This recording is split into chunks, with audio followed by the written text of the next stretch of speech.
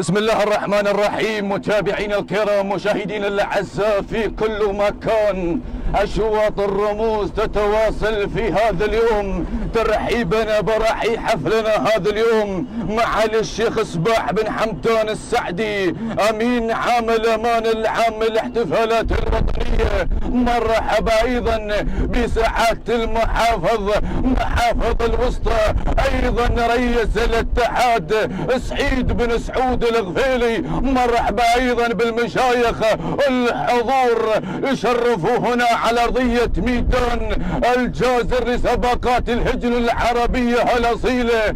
انطلق شوط القعدان، شوط لا يقل اهميه عن الاشواط الماضيه.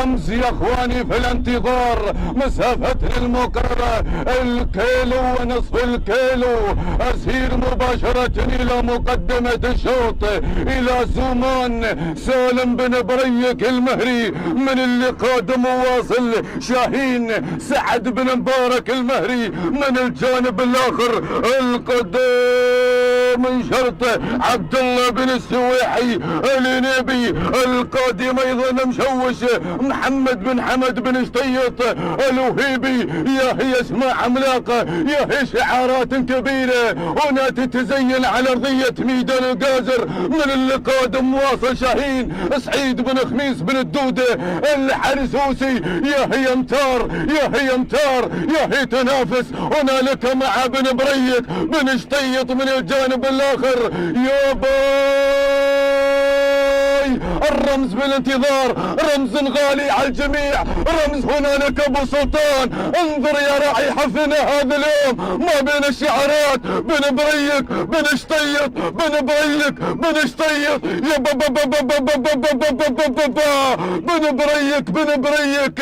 الى هال شليم. فر الله يدرك يا بن بريك، دائما وابدا حاضر في كل ميدان.